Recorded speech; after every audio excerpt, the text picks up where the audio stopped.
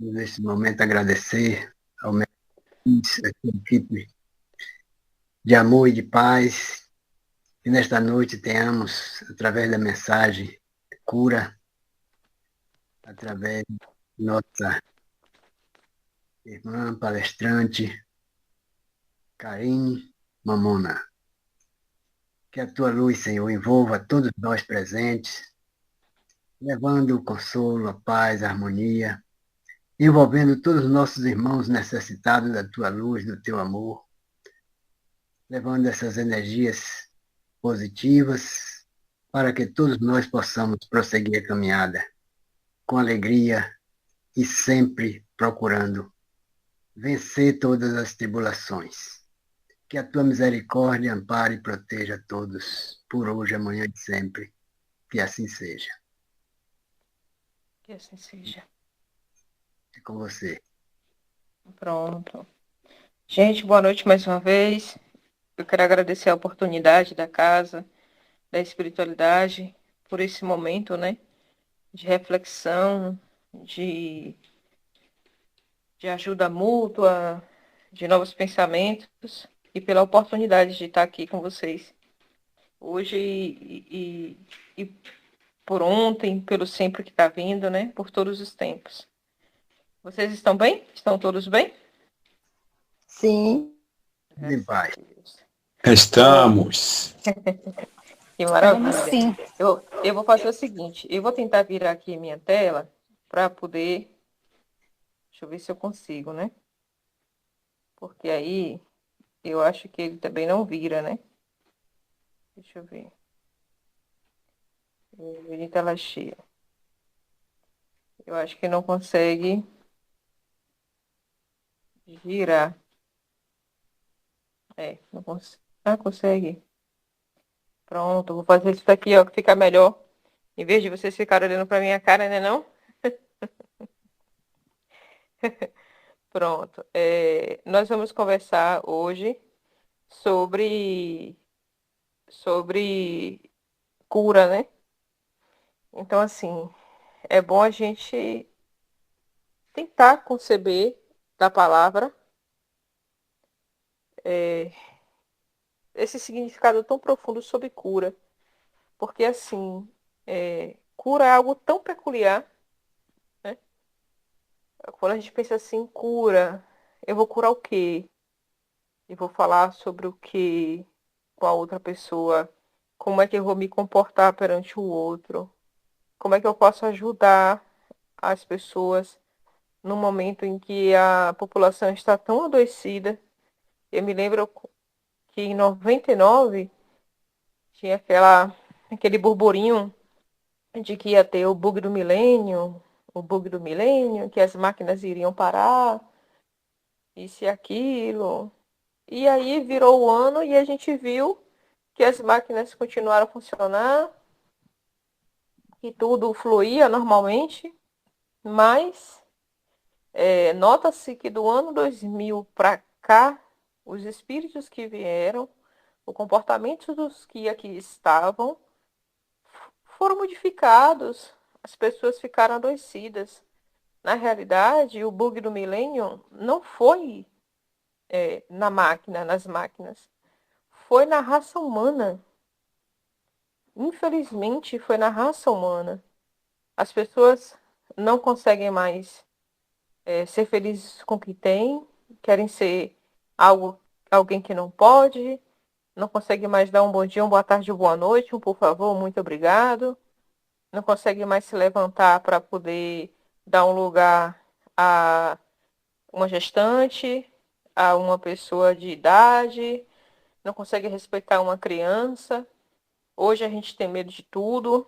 A gente tem medo de idoso, a gente tem medo de criança, a gente tem medo de jovem. A pessoa mais agressiva que tinha quando eu era criança era o que as pessoas chamavam de maconheiro, né? Hoje é a maconha mais leve, né? Dentre as drogas, é a mais leve. Hoje é recreação. Eu nunca vi isso. Então, houve um bug, mas um bug na máquina humana. As pessoas desafiando cada vez mais Deus, né? Tratando Jesus como um qualquer, onde ele nunca foi um qualquer, né? Jesus nunca foi um qualquer. E a gente tem que respeitar o legado dele, a história dele. A gente tem que tentar trazer Deus, vamos dizer assim, em forma de sentimento para dentro de nós. Porque Deus é a centelha divina. Deus é a centelha divina. E ele está dentro da gente. Então, a gente tem que tentar coletar esse Deus que está dentro da gente, esse Deus que está dentro da gente, para poder a gente não ter, para a gente não ter esse bug perdurando o tempo inteiro, né? Esse bug está atormentando a gente cada dia mais. E aí eu fui pesquisando aqui sobre no dicionário, né? O que seria a cura, então? Que cura é essa? E aí o dicionário me trouxe a seguinte resposta, que é o ato ou efeito de curar o efeito de curar ou se curar. Ou eu curo alguém, ou eu estou me curando, me tratando, né? É o período em que segue o tratamento contra a doença, é a recuperação da saúde, é a solução para algo, é a emenda, é a regeneração. E aí me veio em pensamento, assim, quais são essas doenças, né? Que doença seria essa? Então, a gente tem um leque tão grande de adoecimento, porque nós temos adoecimentos na parte física, né, que pode ser adquirida nessa encarnação ou em outra. A gente que tem essa parte espiritual com consciência, a gente sabe que algumas coisas são resgates, né? E outras coisas a gente pode adquirir aqui. Tem o que é hereditário, tem o que é fármaco que a gente tem que de fato tratar, né? Ah, adoeci agora, tenho que tratar. E tem pelo cansaço, pelo aquele desgaste emocional que hoje o dia nos cobra. Aquela correria, aquela agonia do dia a dia que a gente não consegue frear para poder mandar uma mensagem para um amigo, que a gente não consegue parar para ver a beleza de uma flor, que a gente não consegue agradecer que uma abelha nos visitou, porque a flor abriu, porque a gente não consegue fazer um carinho no animal. Muitas vezes a gente faz, sai daqui, cachorro, sai daqui, gato, e a gente não quer, às vezes, se permitir que essa cura venha através de coisas tão simples, né? De tomar um cafezinho com uma pessoa que te tratou bem, e a gente vai se perdendo em meio a tantas tribulações.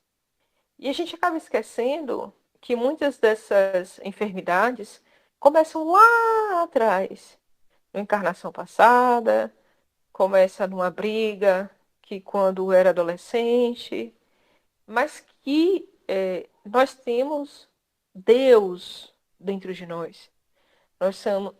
Nós somos a centelha divina. Deus habita em cada um de nós. O Espiritismo nos traz essa tríade perfeita que é o ser humano, né? Nós temos a consciência de que temos a centelha divina, que é o Espírito, que foi aquele, a gente pode dizer, o sopro criador, a luz de criador, um fragmento de Deus, independente do nome que a gente coloque. Nós temos a centelha do Deus, de Deus, dentro de nós. Nós temos o nosso perispírito, que é aquela camada suave que, que vamos falar assim, que cola a nossa integridade do espírito ao corpo físico, né? Que faz aquela integridade que se molda em cada encarnação, para cada corpo físico que a gente tenha, né? Tudo acontece lá, então muitas doenças acontecem no espírito, acontece lá no perispírito, crava primeiro lá para depois aparecer aqui no corpo físico. E essa imagem aqui que é clássica, né? Essas duas do espiritismo, né? Aquele velho abacatinho que a gente tem como a consciência da pessoa. E essa união dos três corpos, o que a gente chama de alma, né? É a união dos três. Mas o perispírito e o espírito não se largam nunca, né? Um está dentro do outro, um é misturado com o outro, um é o outro, né? Então, assim, um protege o outro, faz com que a gente tenha essa flexibilidade de mudança corpórea, mas nós temos que, vamos dizer assim, fazer com que esse espírito, essa centelha divina, permita que a gente mude, que a gente consiga sentir a presença de Deus, que a gente consiga perceber também os fatores que nos adoecem. Porque se diz que tudo está em cima, está embaixo, tudo que está dentro de nós está fora de nós, se somos espelhos, o corpo dá sinais, a gente tem que perceber esses sinais. Nós temos que entender o que o nosso corpo diz. Isso dentro de uma média única, fora de uma média única, aos médios que são considerados como esponja, né? Que a gente está captando as dores físicas de cada um. Nós temos que ter uma consciência plena do nosso corpo para que a gente consiga identificar o que é meu e o que é do outro. Ó, essa dor aqui não é minha, não. Essa dor aqui eu captei porque o irmão estava aqui em sofrimento e eu acabei absorvendo isso. Mas a gente não pode ficar com aquilo dentro da gente. A gente não pode internalizar, né? Nós temos que compreender que o nosso corpo é suscetível a agraves, suscetível a momentos ruins. Não só o corpo físico, mas temos também, vou falar assim, todos os nossos corpos, né? Todas as nossas faculdades. A faculdade espiritual, a faculdade moral, a faculdade física, a faculdade de conhecimento, né? Então, todas elas. Então, nós temos os fatores externos, que ninguém aqui está blindado de que não aconteça, porque a gente pode, de repente, entrar num vício, né? Eu conheço um rapaz que se envolveu com droga pesada depois dos 35 anos de idade. Quando a gente fala assim, ah, mas não é só jovem que se envolve com droga, e aí um homem feito aos 35 anos, com dois filhos, né? Tem a sua profissão, tem sua casa, tem tudo, de repente se envolve com droga, então a gente não está blindado a nada, né? A gente só tem que tentar falar assim, não, se eu for sucumbir, eu tenho que ter a consciência de que Deus está em mim, de que Jesus está ali para me ajudar. Mas a gente acha que vai transitar pela vida no mundo a passeio, deslizando. Não, vai acontecer com outro, menos comigo. Mas os fatores externos estão aqui para todo mundo. Está aqui para mim, para o meu vizinho, para o meu colega, para a pessoa que já passou. Muitas vezes, muitas pessoas já foram, outras ainda virão. Talvez a gente vá junto nessa mesma condição. Mas, diante das minhas dificuldades, o que eu vou fazer com elas? Eu vou sucumbir? Eu vou permitir que esse fator externo me domine, né? Se eu tenho fatores internos, o que eu vou fazer com eles, então? E aqui é real, né? A minha mãe era diabética e hipertensa. Então, o que é que eu vou fazer com essa informação? Ah, eu vou enfiar o pé na jaca, vou comer um bocado de açúcar, porque já sei mesmo que eu tenho a possibilidade de virar diabética, então eu vou comer antes de ficar, né? Meu pai tinha os vícios dele da bebida, então eu vou fazer o quê? Não, mas é espelho, eu tenho que fazer porque meu pai fazia. Não, negativo. Eu tenho que pegar aqueles fatores internos ou externos e modificar. Eu tenho que trazer para dentro de mim o Mestre Jesus. Eu tenho que trazer para dentro de mim, eu tenho que buscar dentro de mim a centelha divina. E uma coisa que me fez refletir, que a gente fala assim, eu estou no fundo do poço. Parece que quanto mais eu cavo, mais profundo fica, né?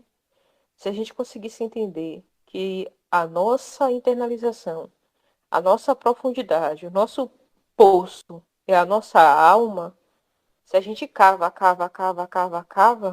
era para a gente encontrar a centelha de Deus dentro da gente. Era para a gente chegar dentro daquele fundinho do poço ali e falar assim, peraí, se eu tô aqui no fundo, porque quando a gente internaliza as coisas ruins, a gente fica desgostoso da vida e a gente fica mais suscetível a pensamentos e suscetível a ações menos danosas, às vezes mais danosas, mas a gente começa a orar mais. Então, se eu começo a orar mais, eu tenho que sentir a presença de Deus dentro de mim. É fácil? Não, não é. Para algumas pessoas, sim, né? Tirei isso de letra. Tem uma fé firme e falar assim, não, eu vou chorar, né? Eu vou recuar, mas eu só vou recuar para poder pegar impulso. Eu vou descer aqui, eu vou sucumbir, vou chorar hoje, mas eu vou esvaziar porque eu necessito para não ter a somatização, mas eu tenho que ter consciência de que Deus está dentro de mim. Então, se eu estou no fundo do poço, se eu estou entrando em mim mesma, eu quero entrar em mim para eu ver Deus dentro de mim e me reerguer. Então, nós temos também os nossos débitos espirituais, que Deus permite que a gente venha resgatando os débitos de vidas anteriores, nossos erros do passado, né? Porque a gente não é santo. Nós sabemos que estamos na nossa melhor encarnação. Se a gente está na nossa melhor encarnação, boa coisa a gente não foi quando éramos em outra vida, né? Então, a gente já sabe que tem a resistência às influências. Faz isso de ruim, faz aquilo de ruim, faz isso de bom, faz aquilo de bom. E a gente vai ver quem a gente vai alimentar, quem a gente vai manter. E tem os fatores psicológicos e neurológicos, né? Que aqui vai depender de medicação, que muitas vezes a pessoa já nasce com essa predisposição, pode ser ativado ou não pelo gatilho, como a gente chama, mas que são fatores que a gente vai ter que levar para o resto da vida, né? Como quadros demenciais, motores, físicos, danos na fala, danos no corpo, enfim, que é um resgate, que é às vezes não é nem um resgate, né? Eu digo que tem certas provas que não são nossas. Certas provas são dos outros, mas que a gente se permite passar para ajudar. Então, a gente fala assim, ah, mas eu vim com um problema de saúde, ou eu vim com qualquer outro fator que vai mobilizar a família, ou sensibilizar uma pessoa específica que te ama a tal ponto que se acontece alguma coisa com você, essa pessoa luta, essa pessoa busca a Deus, essa pessoa move montanhas para poder te ajudar. Então, às vezes, a gente aceita provas para que o outro consiga crescer, porque Deus já tentou de todas as formas e às vezes não consegue, né? E às vezes a gente se permite que isso aconteça. A prova é nossa porque nós somos coparticipativos, né? Permitimos, mas não que seja a minha necessidade. Jesus foi um exemplo desse. A gente fala assim, ah, você está se comparando a Jesus? Não, não estou. Mas eu sei que tem muitas provas que isso pode acontecer. Porque o próprio Jesus disse que a gente pode fazer tudo que ele faz, tudo que ele fez e fazer muito mais, né? Só que assim, nós temos a consciência de que passamos por certas coisas porque o outro não consegue passar sozinho. Então, aquele filho que é duro, aquele homem que é avaro, que é severo demais. Gente, eu tô vendo as reações aqui. Muito obrigada, viu? Tá linda. As pessoas que são muito duras, mas que os laços que percorrem, que transgridem, né? Todas as encarnações criam vínculos tão importantes. E a pessoa cria especificamente amor a uma pessoa, né? E a gente fala assim, ah, Karine, mas isso não existe. Existe? Claro que existe. Tanto existe que nós temos ladrões aí, assassinos cruéis, cruéis. E a gente vê uma ou outra pessoa chorando na porta da delegacia, na porta do presídio, porque aquela pessoa foi presa. Para os policiais, ele é um algoz, né? Mas você está chorando por causa de um diabo desse, de um demônio desse, de um safado desse, e por aí vai as qualidades, né? as prerrogativas. Por aí aí seguem as denominações da pessoa. E a pessoa fala assim, mas ele é bom para mim. Ele é bom para mim. E às vezes a gente não consegue entender, né? Fala assim, ele é bom para você? Como é que ele é bom para você se ele é tão cruel? Se ele é tão perverso? Mas a gente sempre tem alguém que ama.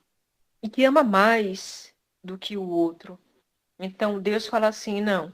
Se essa pessoa aqui precisa crescer, precisa largar disso daqui, você tem que ser atingido porque ele tem amor por você, isso vai acontecer.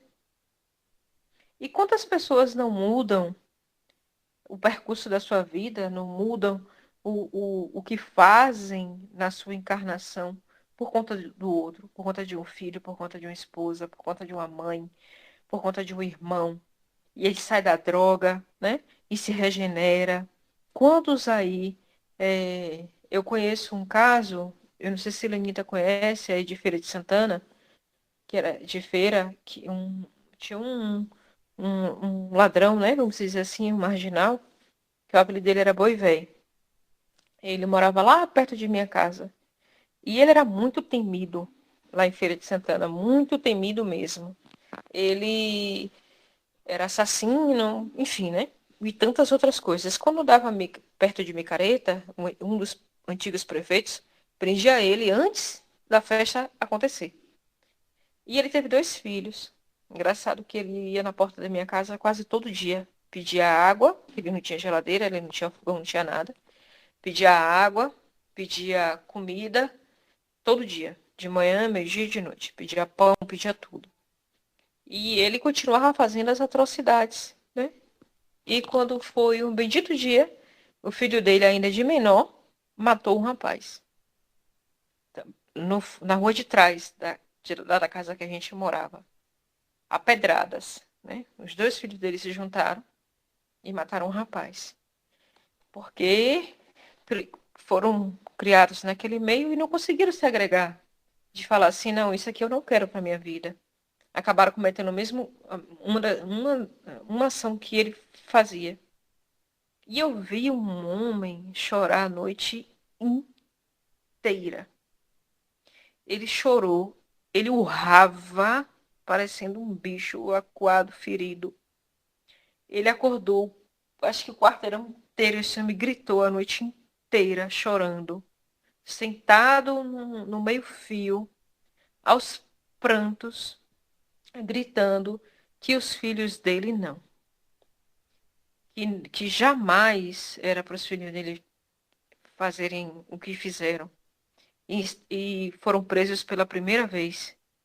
E a partir daquela noite, ele disse que ele não faria mais o que ele fazia para que os filhos dele não tivessem o mesmo exemplo. E ele começou a virar catador de reciclagem. Para que os filhos deles não fizessem aquela ação. Então, às vezes a pessoa participa de uma prova, Deus fez assim, eu vou mandar o menino matar, não. Talvez ele estivesse extrapolado na prova, né? Poderia ter sido preso roubando, qualquer outra coisa. Mas mudou a alma daquele pai. Mudou o comportamento dele. Então ele precisava ser atingido. Às vezes a prova é nossa, porque a gente é coparticipativo. Mas também pode ser do outro, né? Deixa eu tentar virar aqui de novo. E aí aqui, ó, eu coloquei assim. Então como é que a gente sara disso? Como é que a gente se livra disso? Como é que a gente consegue mudar esse tipo de comportamento? Como é que a gente consegue dar uma outra oportunidade, dar uma guinada na nossa vida?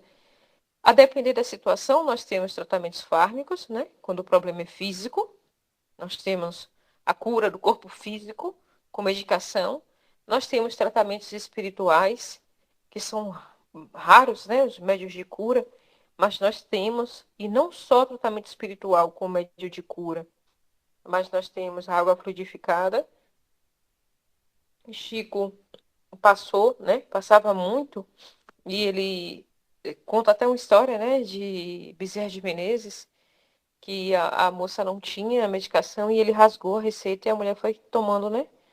a receita em pedacinhos, como se fosse comprimido, e que aquilo ia curar. Nós temos os tratamentos holísticos, yoga, cromoterapia, reiki, fitoterapia, que é com folha, né? Barra de axis, que são aqueles 22 pontos no crânio que você vai tratando o que é necessário. Temos acupuntura, temos terapias psicológicas, enfim, temos aquela boa conversa com um amigo, temos aquele abraço acolhedor, tem tanta coisa que nos ajuda a curar. Mas nada disso aqui acontece se a gente não acreditar. Porque o primeiro passo está na fé. É o primeiro passo, é a fé.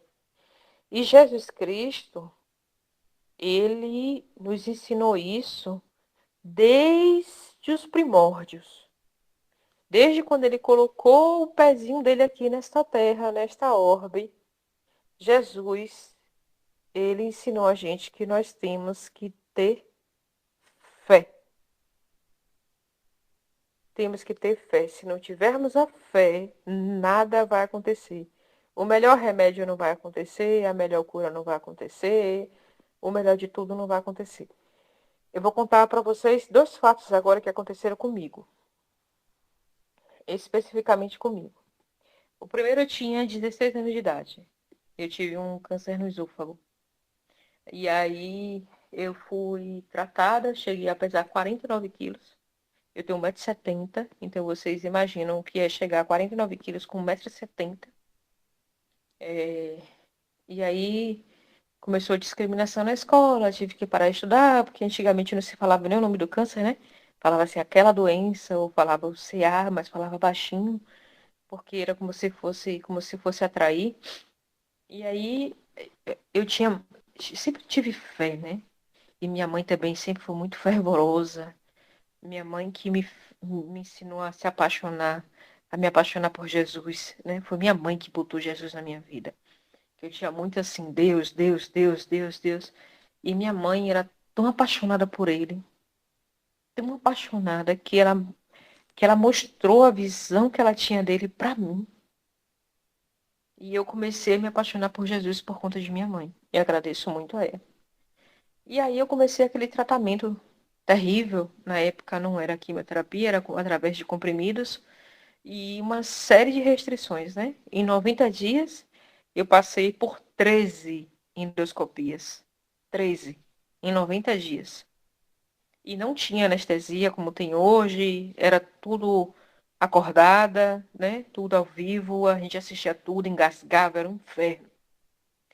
E quando completou 90 dias, exatamente 90 dias, o médico disse para mim que seria no mínimo 6 meses de tratamento. No mínimo. Quando ele deu notícia para mim e minha mãe, que eu tinha passado mal no domingo, minha mãe saiu correndo na frente do hospital, chorando, e eu fui atrás dela tentando acompanhar. Quando chegou na metade do caminho, eu percebi que ela não queria ficar perto de mim, que ela queria aquele momento sozinha, que ela precisava chorar. E eu deixei ela seguir na minha frente chorando, e eu fui sozinha atrás. Porque acho que a notícia foi muito impactante para ela. Ela entrou em casa, se trancou, chorou, chorou, chorou, depois veio conversar comigo. E aí ele disse que seria no mínimo 6 meses, porque eu já estava com câncer, enfim. Fiz o tratamento. Quando completou exatamente 90 dias, que foi a 13ª endoscopia, eu estava completamente curada.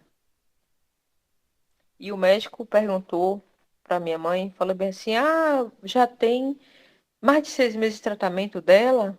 Aí minha mãe falou, não, hoje eu completo 90 dias. E toda vez que eu ia fazer endoscopia, minha mãe vinha com todos os exames, aquela porrada de resultado de exame, né? E aí ele chegou assim na mesa, eu me lembro como hoje, ele bateu assim na mesa e falou assim, não, isso é impossível.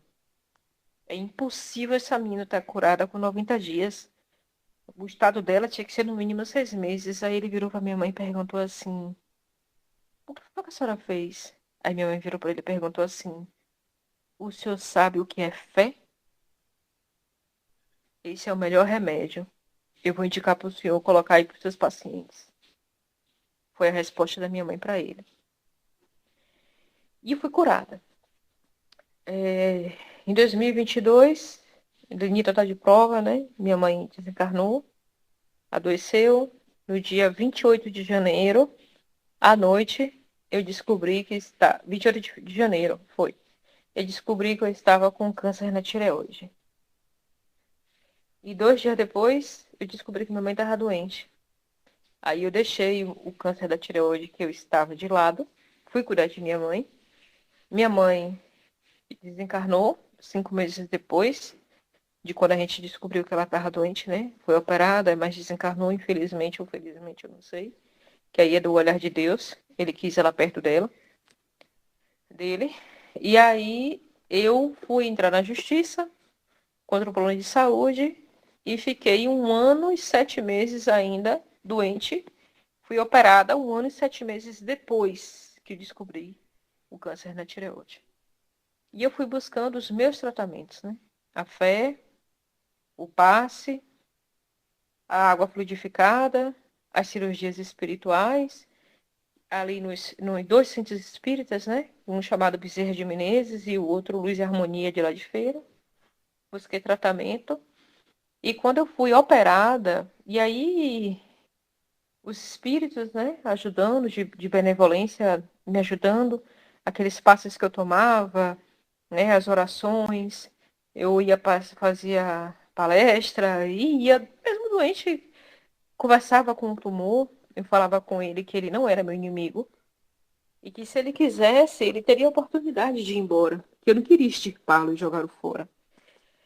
Mas que se ele tinha alguma coisa para me ensinar, né, que a gente ia aprender junto.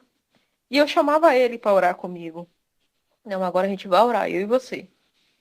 E aí eu orava e conversava com ele, falava com ele que eu estava ali, que eu estava sendo somente um quarto para ele dormir, mas que já já ele iria embora. Em 1 ano e 7 meses depois, eu fui fazendo os exames, acompanhando tudo.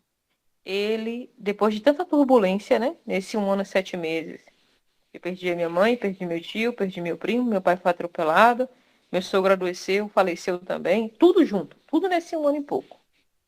Quando eu fui operada, o câncer, o tumor, ele não cresceu nem 1 milímetro. Mesmo diante de todas as turbulências, ele não aumentou nem para frente, nem para trás, nem para o lado, nem para o outro, nem para baixo, nem para cima. Nada. Sabe o que é nada? Nem por 1 milímetro.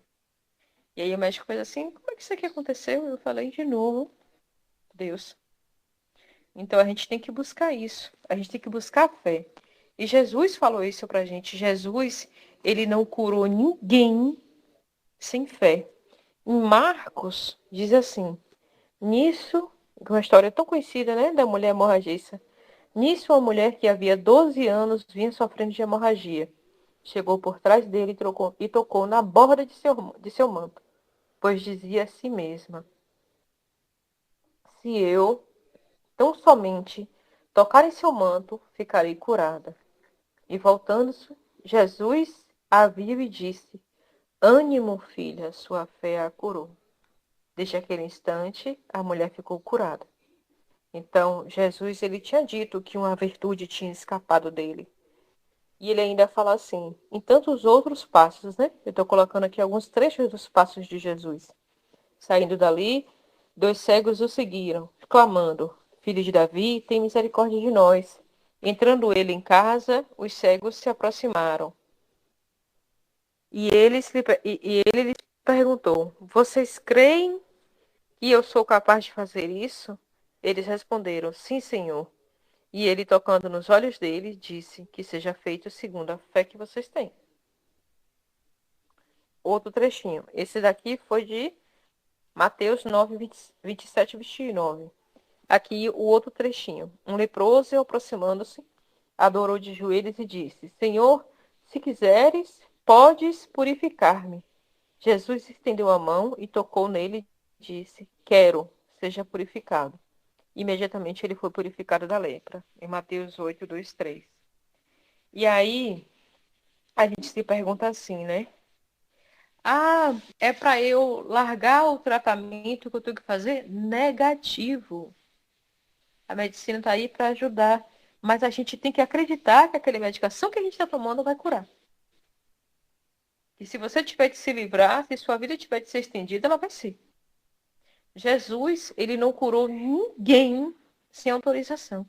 Porque Jesus andava em meio a milhares de pessoas. Milhares. Naquela época não se contava nem as mulheres, nem as crianças e nem os idosos. Somente homens em idade de vigor, né? De trabalho. Então, se tinham 5.000 pessoas, eram 5.000 homens com força para trabalhar. Fora as mulheres, os idosos e as crianças. Então ele andava em meio a milhares e milhares e milhares de pessoas. Ele poderia muito bem ir sair passando a mão e curando todo mundo. E Jesus não fez isso. Em todos os casos, ele perguntou se a pessoa queria ser curada. A tua fé te curou, a tua fé te curou, a tua fé te curou.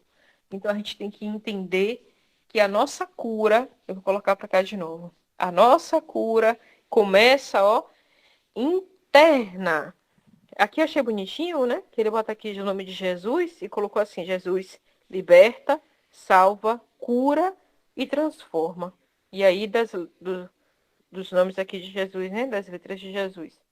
Então, Jesus ele veio para isso aqui, ó, para curar a gente moralmente, espiritualmente e fisicamente. Foi isso que Jesus fez desde o início.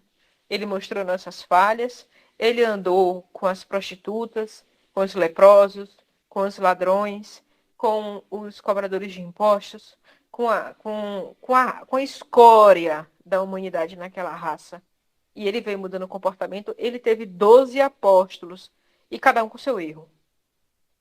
Cada um com seu defeito. Não tinha um santo ali. Foram santificados depois, né? Pelos cristãos, mas não tinha nenhum santo ali. Então, todas essas curas nós temos que buscar o Mestre Jesus, o exemplo dele. E isso, o que Jesus faria?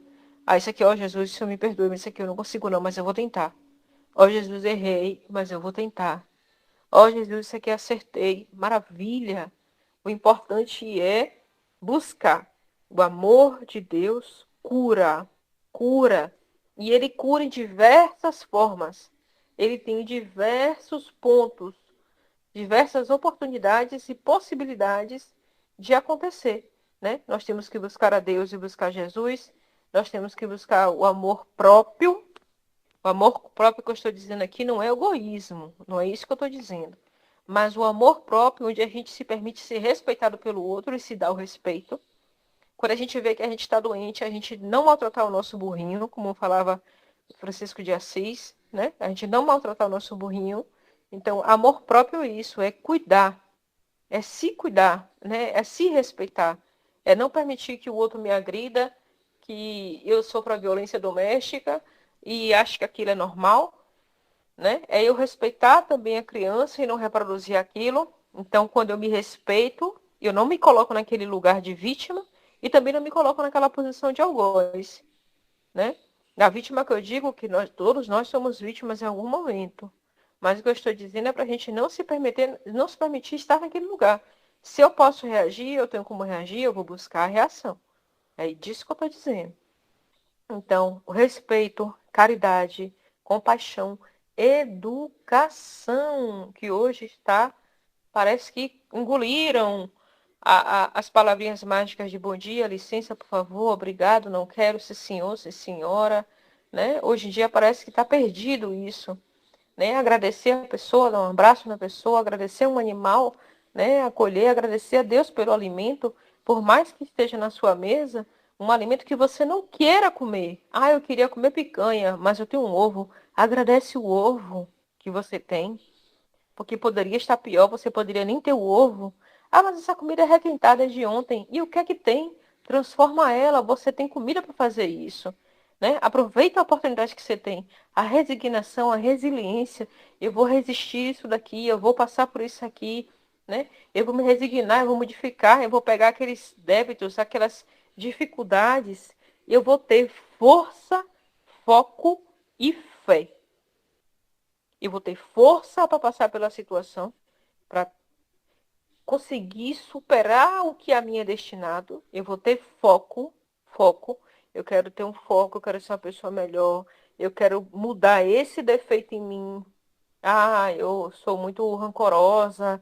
eu sou muito depressiva, né? Por pouca coisa, que não é aquela depressão de doença, mas aquela manha que a gente se coloca naquele lugar ruim, né?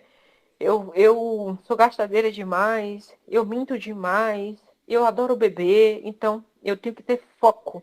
Eu vou tirar isso da minha vida, eu vou mudar isso na minha vida. Eu quero isso para mim, eu quero ser feliz com o que eu tenho. Eu vou parar de reclamar do alimento que Deus me dá, né? Eu vou parar de reclamar que eu tenho uma bicicleta, eu podia estar a pé, mas eu quero uma Ferrari, né? Eu vou ter foco que eu nasci para percorrer, passar e ser feliz.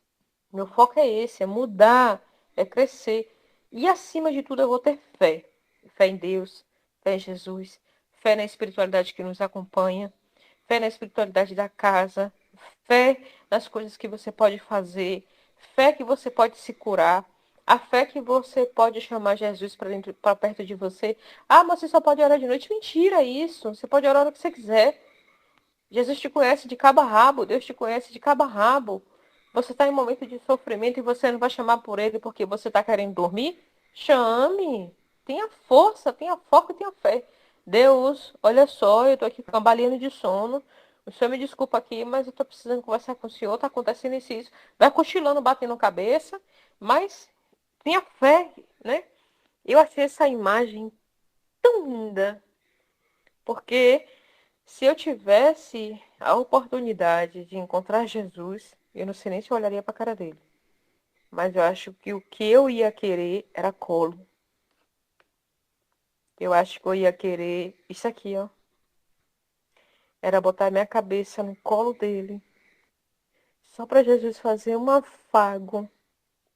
E eu poder agradecer a ele por todas as bênçãos, por todos os momentos que ele esteve na minha vida, por todas as vezes que ele segurou na minha mão que eu não vi, por todas as vezes que ele botou alimento na minha mesa, mesmo quando eu não merecia, por todos os meus amigos bons, que eu tenho vários amigos bons, que ele colocou assim: minha filha, você não tá só, pelos animais bondosos de rua que ele bota para me alegrar, pela brisa suave, pelas flores que ele abre no meu jardim, né? Por ele ter me concedido muito mais coisas do que eu, Karine, mereço.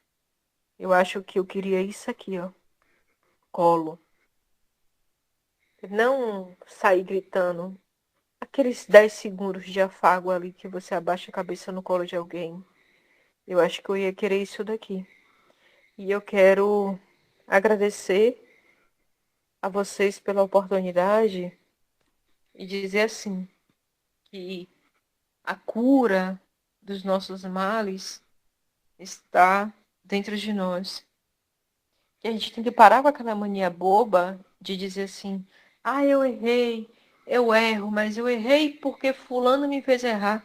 Mentira, mediocridade.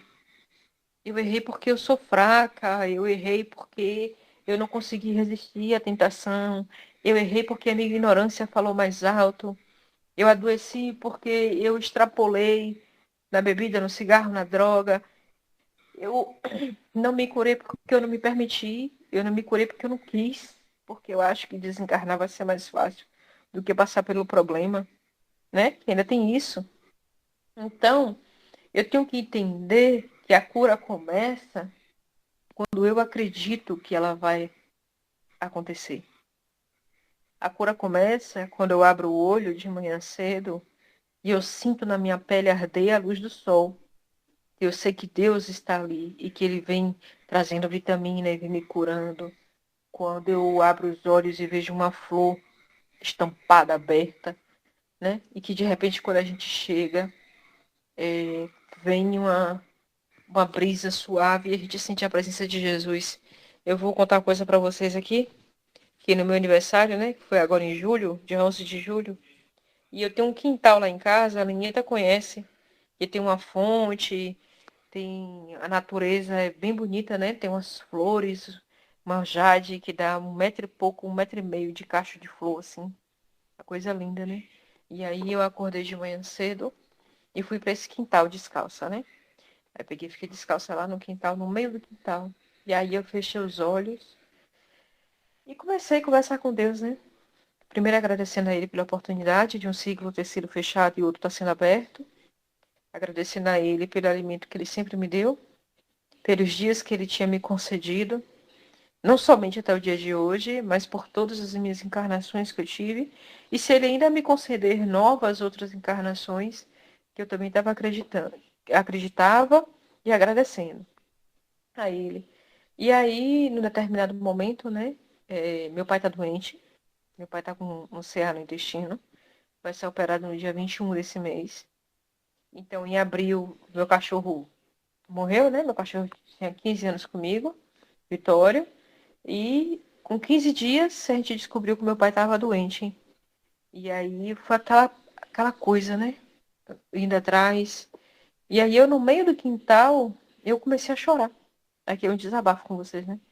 Eu comecei a chorar e aí eu falei assim, Deus, eu tô sentindo um peso tão grande nas minhas costas. Eu tô me sentindo tão sozinha. E eu falando assim, né? Tá doendo tanto. É tanta dor uma em cima da outra nesses últimos 3 anos que às vezes eu acho que eu vou sucumbir. Porque não é porque a gente dá a palestra que a gente é melhor do que ninguém, não, viu, gente? A gente não é melhor do que ninguém. A gente passa por perrengue como todo mundo.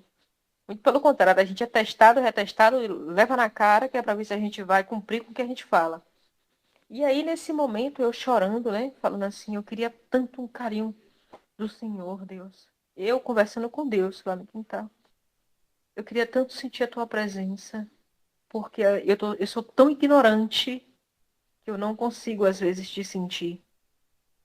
E aí eu falei assim, me mostra a tua luz. Eu conversando de olho fechado, né? E aí, quando eu abri os olhos, tinha um beija-flor parado na minha frente, na altura do meu rosto, a mais ou menos uns 50 centímetros assim de distância. Ele parado, que ele para e fica batendo as asas, né? Que ele é o único passarinho que faz isso, né? E ele parado, batendo as asas assim na minha frente, assim, paradinho, batendo assim, ó, e me olhando. Ele ficou, eu acho que uns 6 segundos ou mais, assim, parado, me olhando. Como se fosse assim, você não me chamou?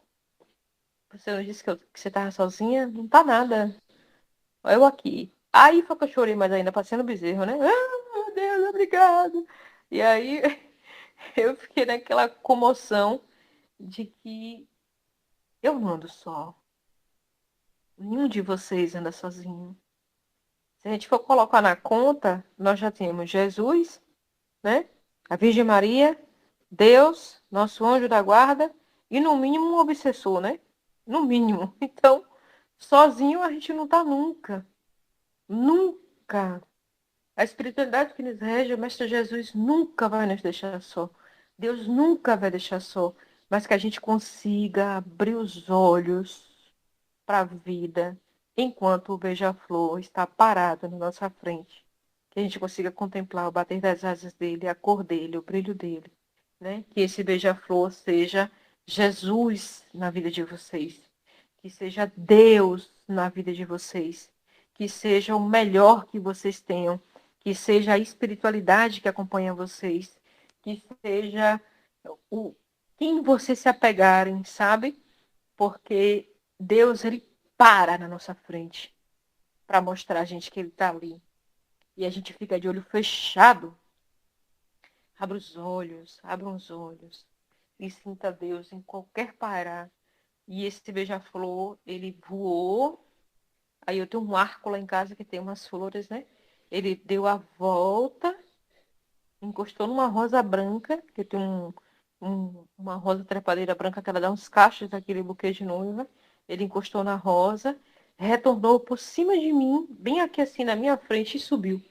E aí ele sumiu, né? E eu aos prantos, dizendo assim, Deus, eu te amo. Jesus, eu te amo. Maria, eu te amo. Né? Foi assim que eu finalizei a minha oração, né? E a meu anjo da guarda também, dizendo a ele, eu te amo.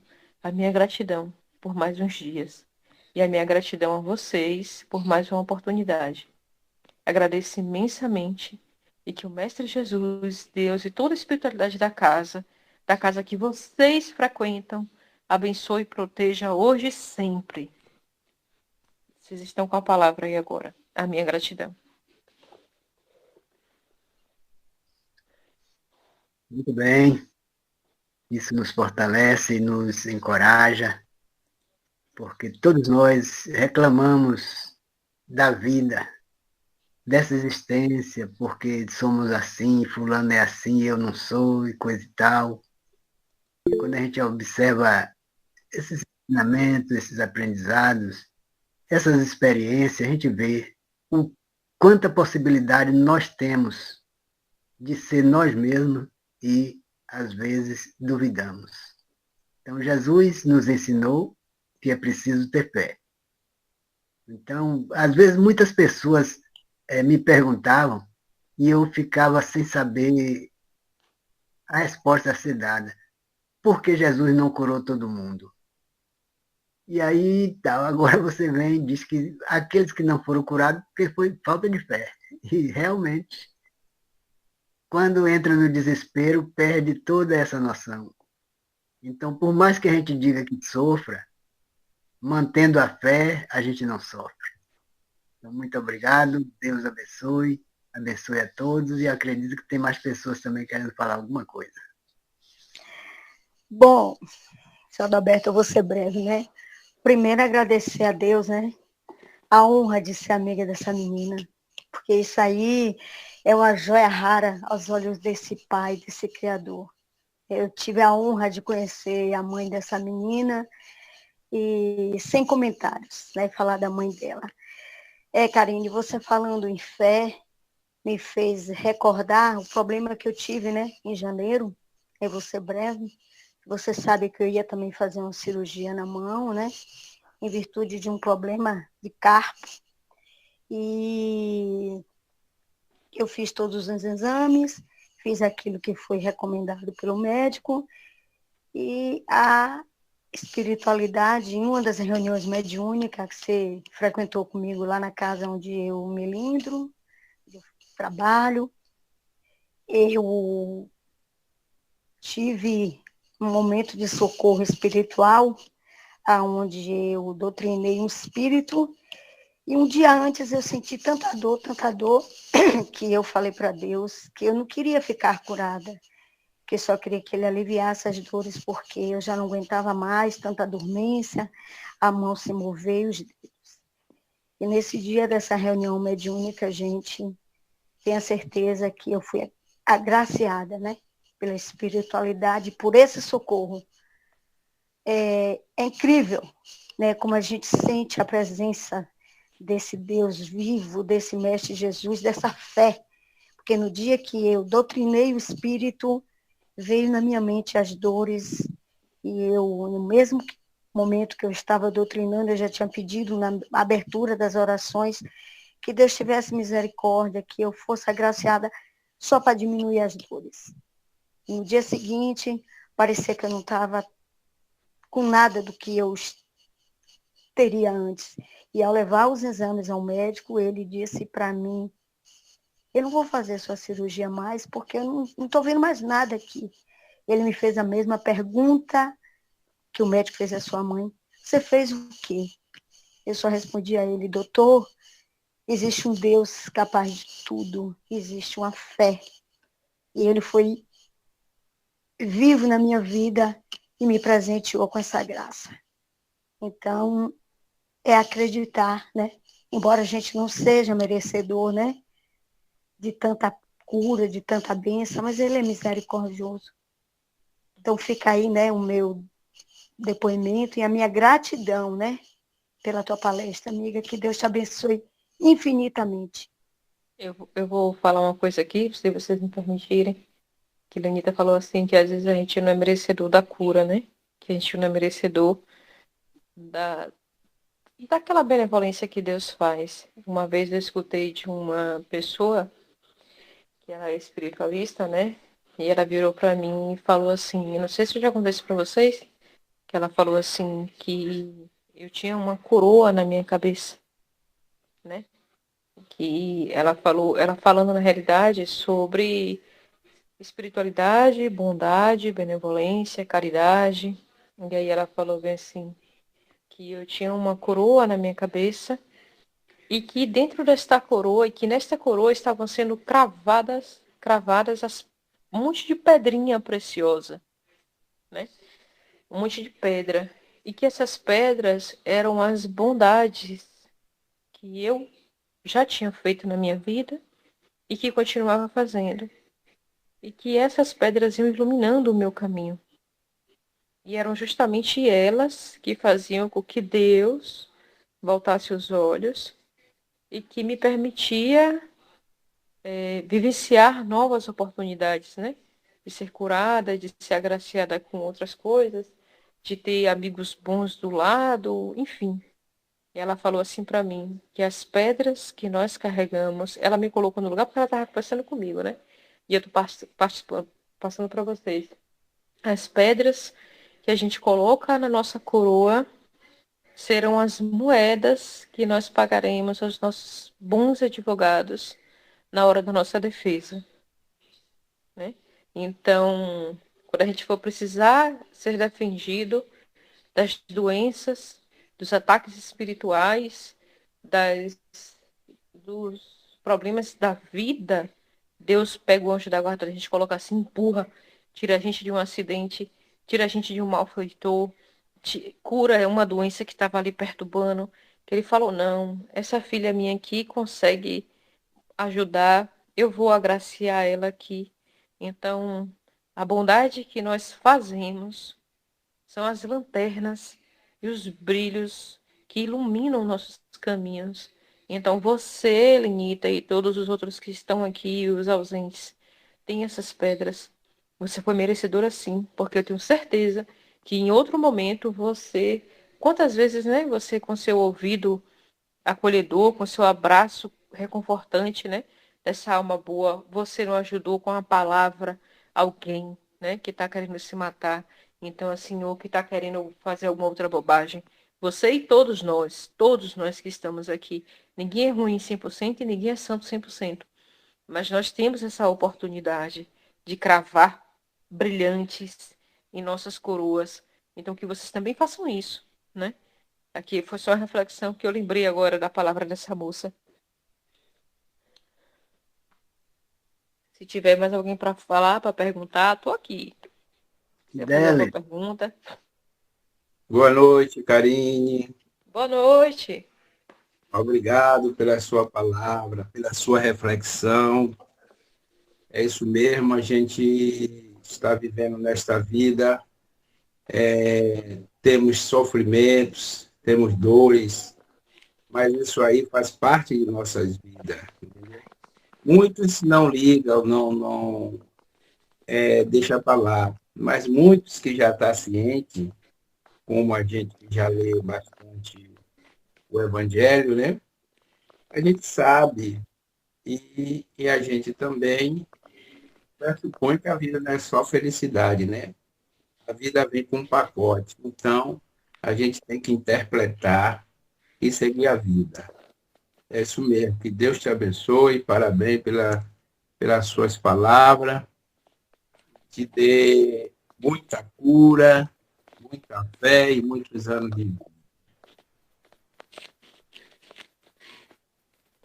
Gratidão a todos nós.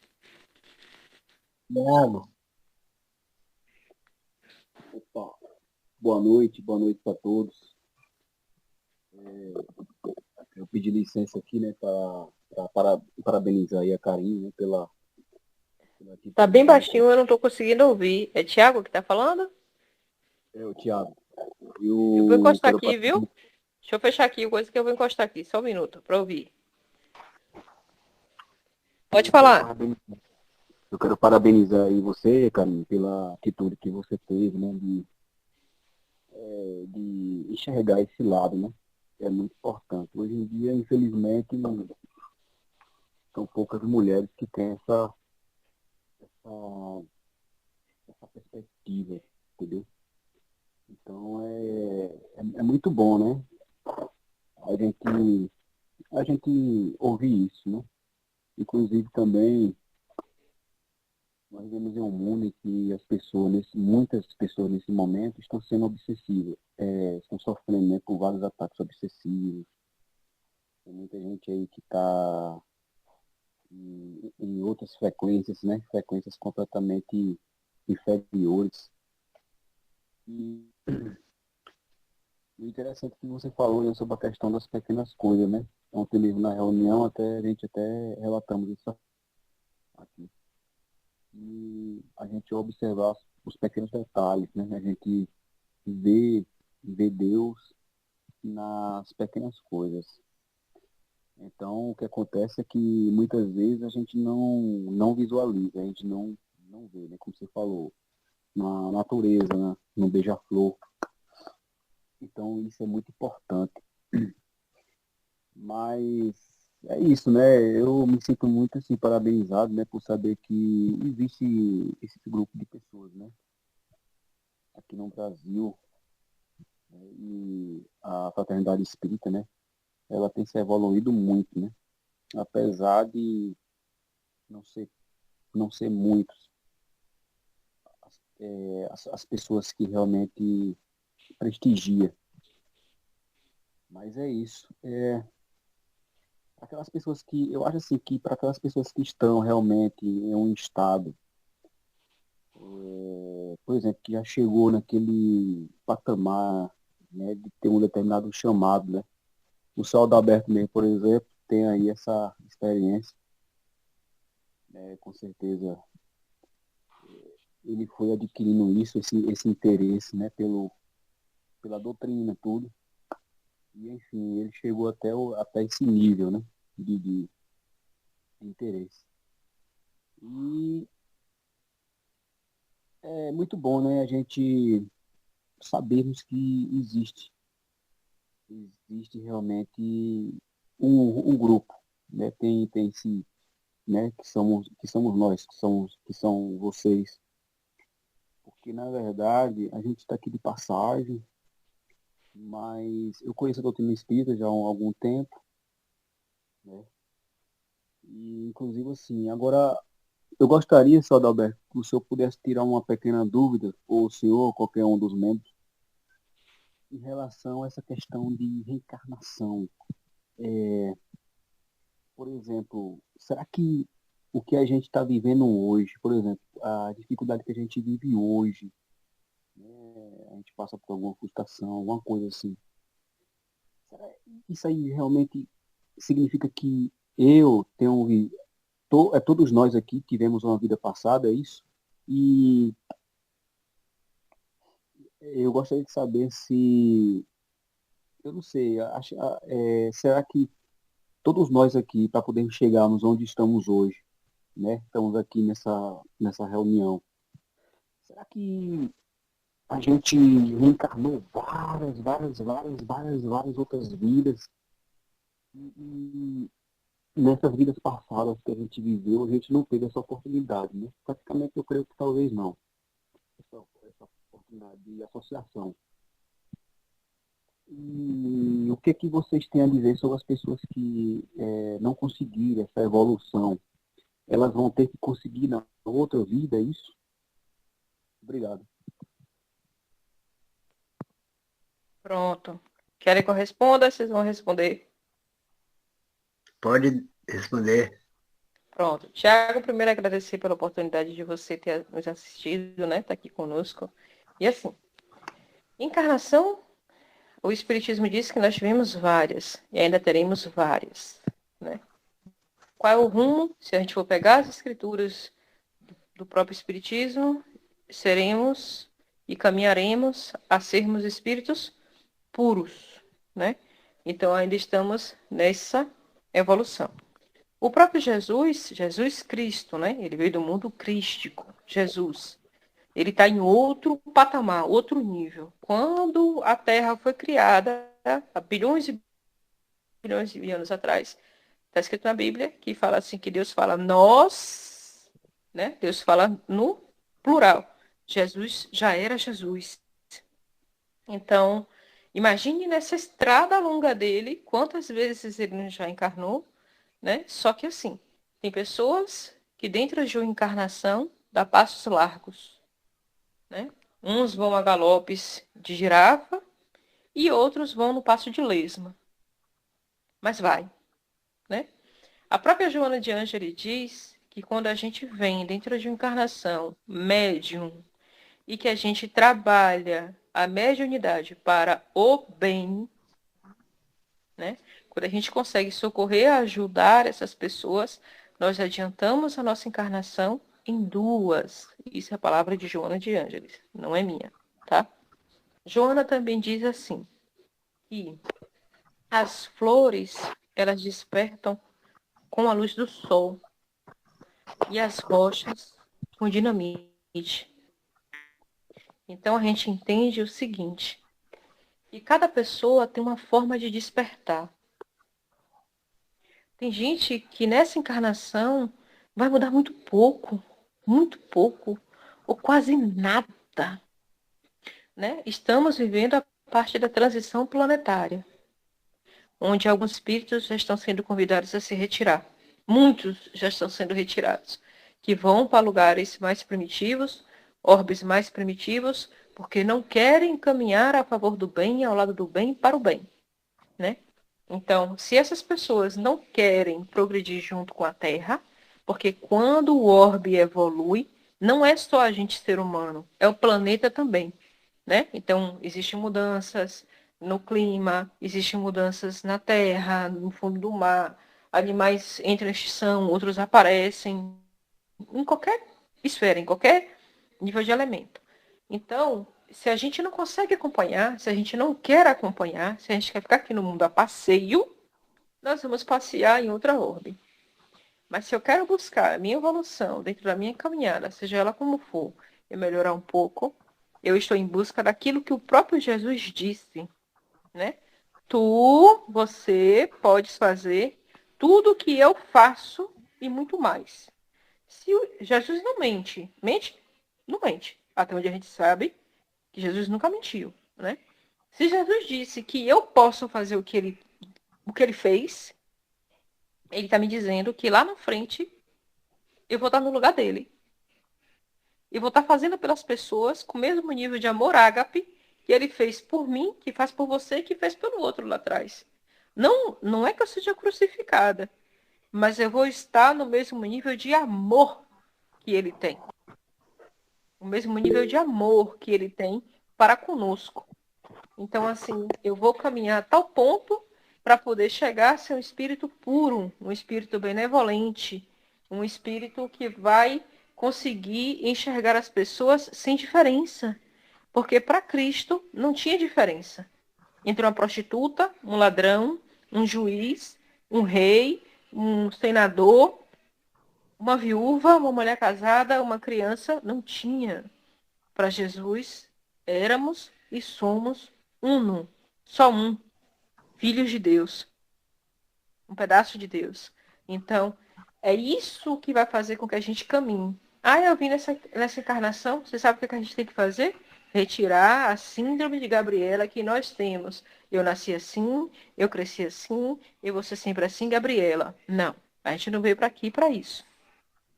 Se eu vim com um problema e eu sei que eu tenho uma alta demanda, que eu minto demais, eu tenho que buscar mentir menos. E transitar nessa evolução, buscar isso. Vai ser fácil? Não, mas é possível. Se eu tenho um vício da bebida, eu vou largar. Então, em cada encarnação, você vai tirando uma casca dessa. É igual a árvore da canela, né? Que a canela são as cascas da própria árvore, né? Que tira aquela mantazinha e vai secando e vai aproveitando. É isso que a gente vai fazer. Então, outras encarnações teremos. Agora, será onde? Nessa orbe em outra? Aí, quem sabe, é Deus. Né? Se ele achar assim, você cresceu aqui nessa encarnação, você vai para Marte, você vai para, não sei, né? Eu estou aqui chutando, né? Porque existem trilhões de galáxias. Então, esse universo por inteiro está ocupado. Cada um com sua esfera, cada um com seu mundo, cada um com com seus elementos e espíritos que Deus colocou. Então, para onde a gente vai, a gente não sabe. quantas encarnações tivemos também a gente não sabe. Porque a gente não consegue compreender. Porque, assim, existem espíritos que vêm como prova, existem pessoas que vêm como missão. E isso é notório, né? É diferente. Divaldo Franco, missão. Chico Xavier, missão. Francisco de Assis, missão. Maria Teresa de Calcutá, missão. Irmã Dulce, missão, né? E tantos outros que vieram aqui com missão. O espírito já está evoluindo e a gente não consegue acompanhar. A gente não consegue fazer metade do que eles fazem. Mas eles deixam um legado e um exemplo muito grande para a gente. Ó, ei, é assim, ó. Né? O Papa, o último Papa que nós tivemos, né? Papa Francisco, que veio com outro olhar, uma outra visão, e mostra a gente que é possível. Deus mostra, prova e aprova. Ele coloca para que a gente, ao vivo, a gente consiga perceber que é possível nessa encarnação mudar. Então, nessa encarnação, na próxima encarnação, a gente só tem que deixar de ser poste, né, de ficar fixo, achando que não vai mudar, né, para a gente ser uma girafa que vai correr, um rinoceronte que vai correr a passos largos, né? E se a gente não for passo largo, que como acho que se não me engano foi Emmanuel, né? Se você não, foi Bezerra. Se você não conseguir correr, você trote. Se você não consegue trotar, você ande. Se você não consegue andar, vai engatinhe. Se você não consegue engatear, se rasteje. Mas vá, mude. Independente de como você vai, o importante é você seguir, é você mudar e transformar. Não sei se eu consegui passar para você o entendimento.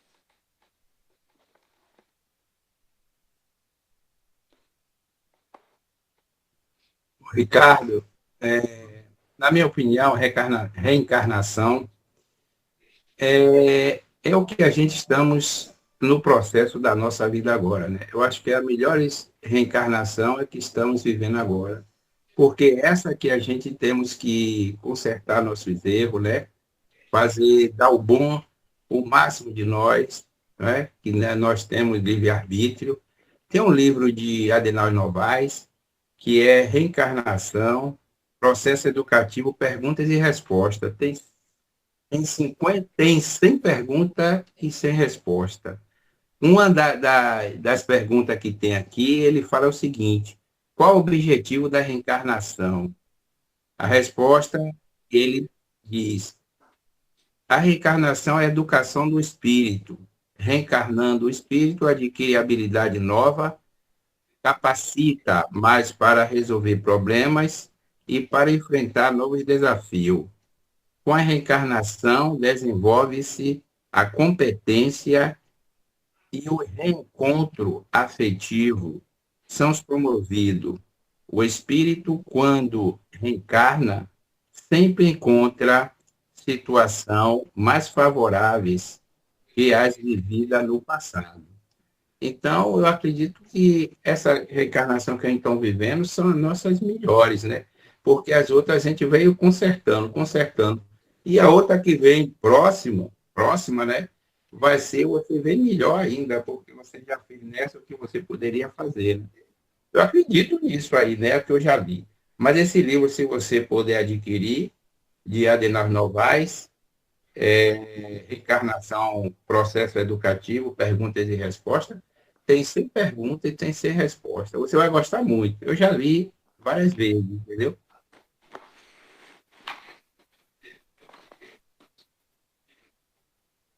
Mais alguém? Já passou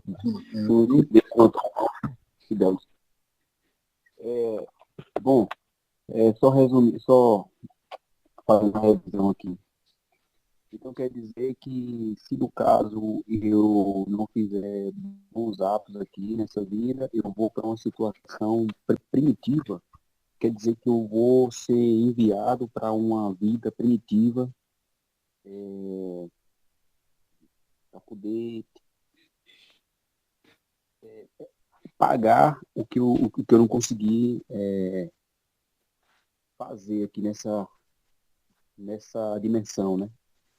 Então quer dizer que eu vou ser enviado para uma outra vida primitiva. Pode ser uma vida primitiva animal, pode ser qualquer outra vida primitiva, né? Assim, ou até humano, né? Por Não, exemplo. não, você não regride não, Tiago, você não regride para animal, não.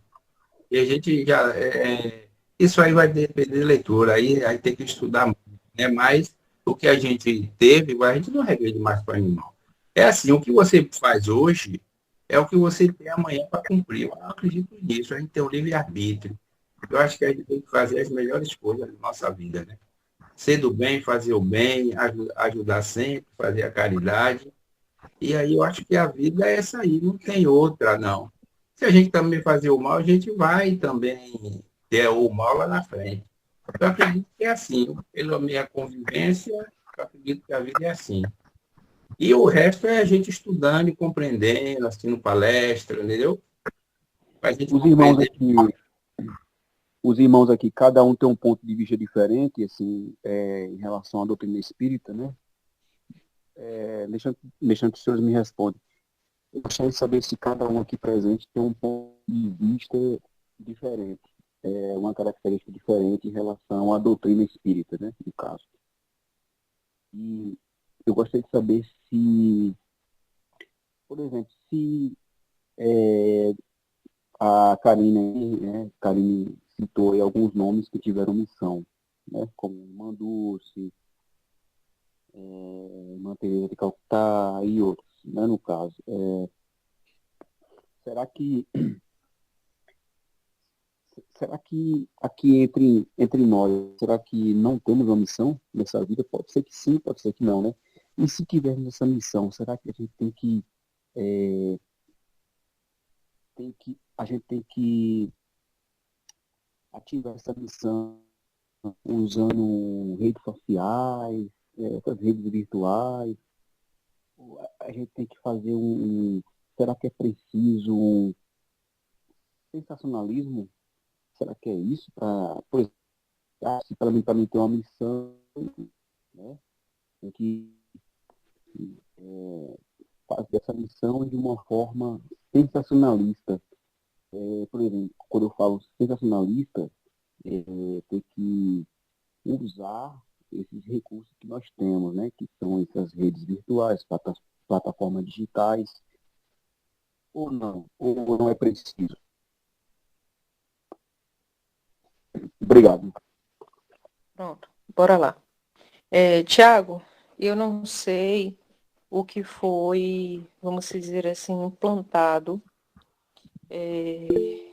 para você sobre relacionado ao espiritismo, né? A gente não vai ter essa regressão, como o Fidelis falou, que eu vou voltar como vaca, porco, não. Esqueça isso.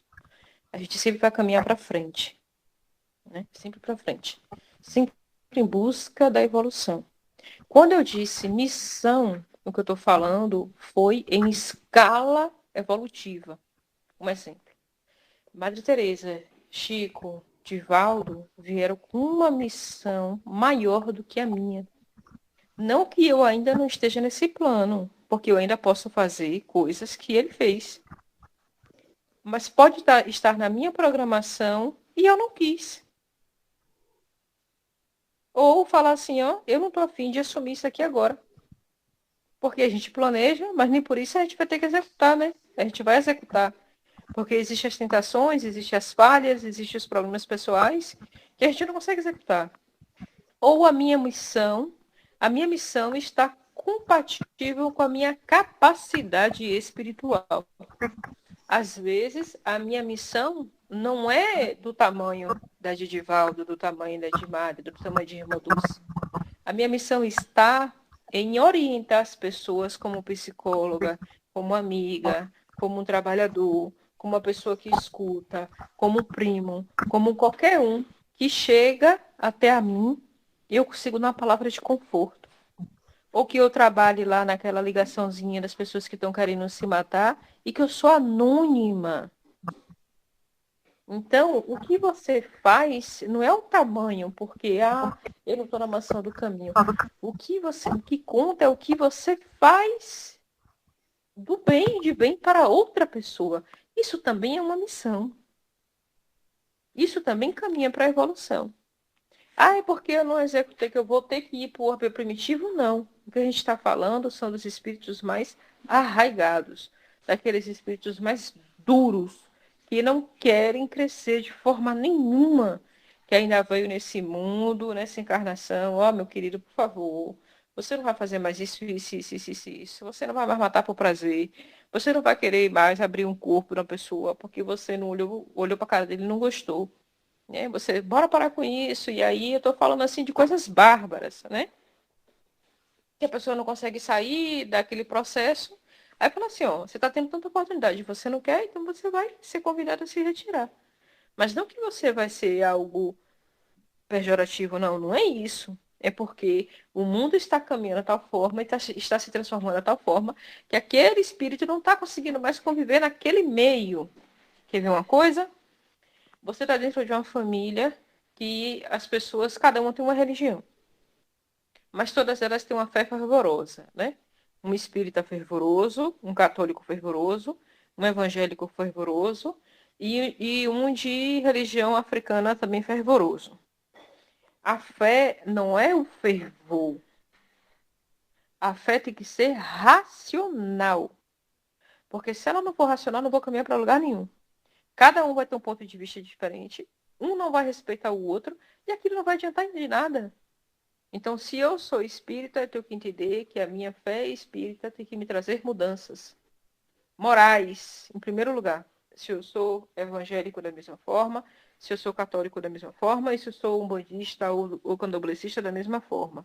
A minha encarnação passada, necessariamente, eu fui espírita? Não sei.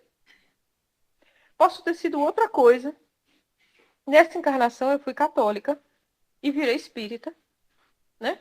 Então, assim, se a gente muda, se a gente vira espírita, quantas pessoas nós conhecemos em outras religiões e que têm comportamentos espíritas, mas são evangélicos? Quantos candomblecistas nós temos que se comportam melhores do que o bocado de espírita?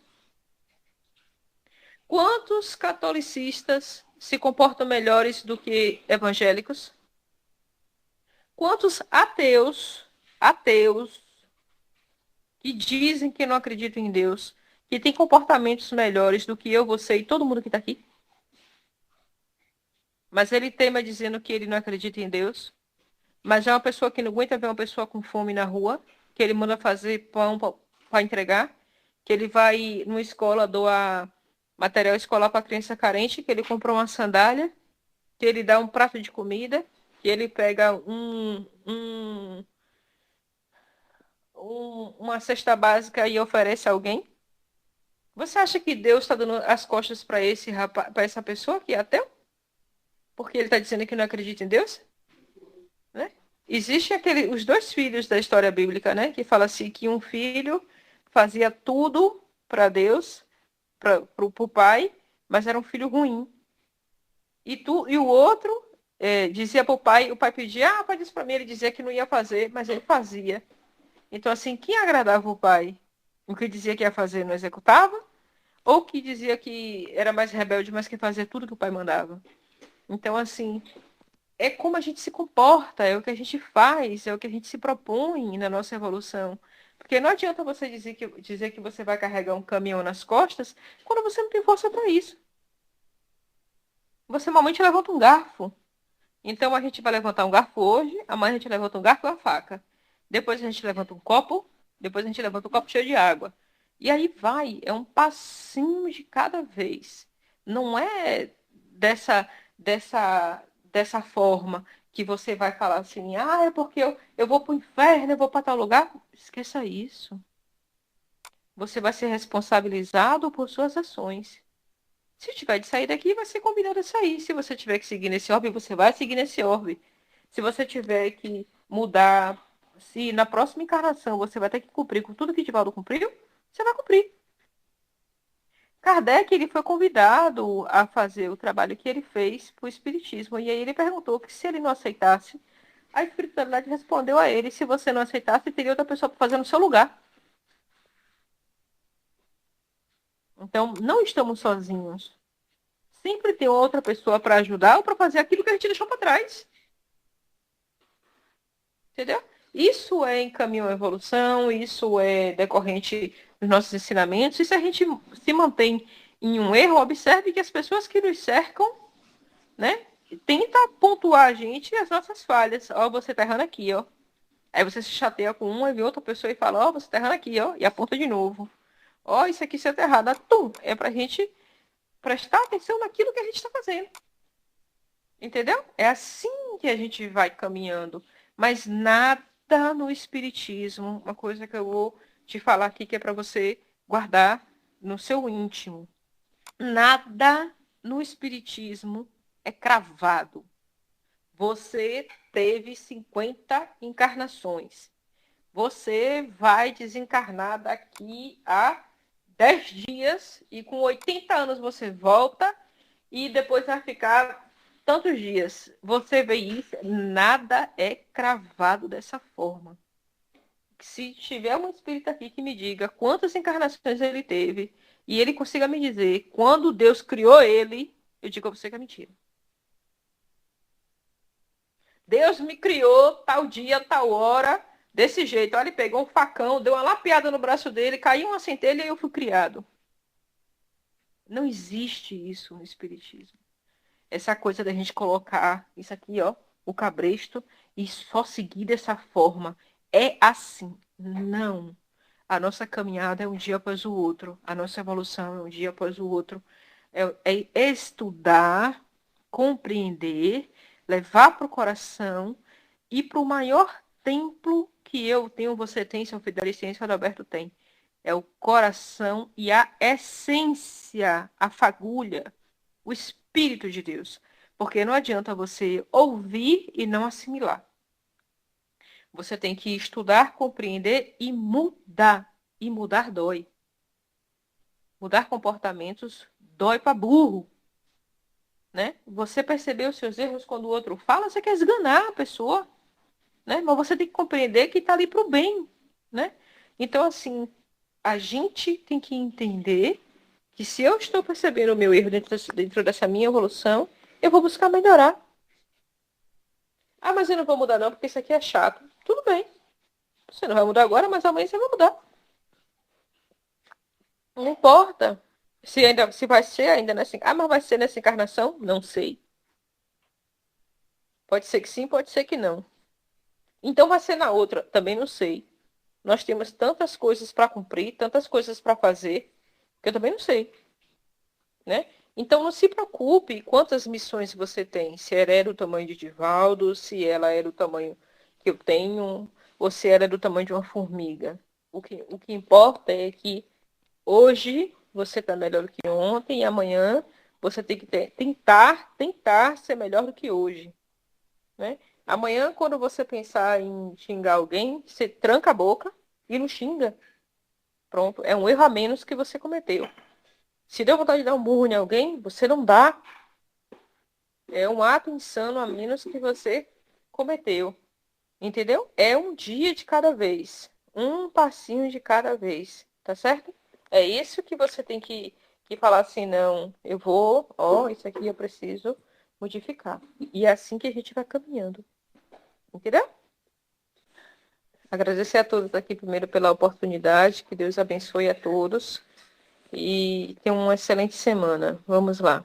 Mestre Jesus, nesse momento te clamamos, pedimos a tua presença, não somente na nossa boca, mas que consiga nesse momento invadir cada cantinho do nosso corpo, cada célula, cada parte, cada pensamento, no respirar, no agir, no falar, que quando amanheça o dia, nas próximas horas, que a gente abra os olhos, que a gente não dê 5 passos sem pedir a tua bênção, sem pedir a tua misericórdia, sem agradecer a Deus pelo alimento que estará à nossa mesa, pelas dificuldades que teremos que enfrentar o dia, pelas oportunidades do riso, e que a gente não perca a oportunidade de amar. Nem hoje, nem amanhã, nem nunca. Que a gente ame os nossos familiares, que a gente respeite nossos colegas de trabalho, que a gente faça um carinho no animal, que a gente contemple uma flor, que a gente respeite até os nossos inimigos, porque eles também são provas do nosso caminho de evolução. O nosso muito obrigada por ontem, por hoje e pelo amanhã. Que o Mestre Jesus guie e proteja vocês hoje e sempre. Amém. Que assim seja.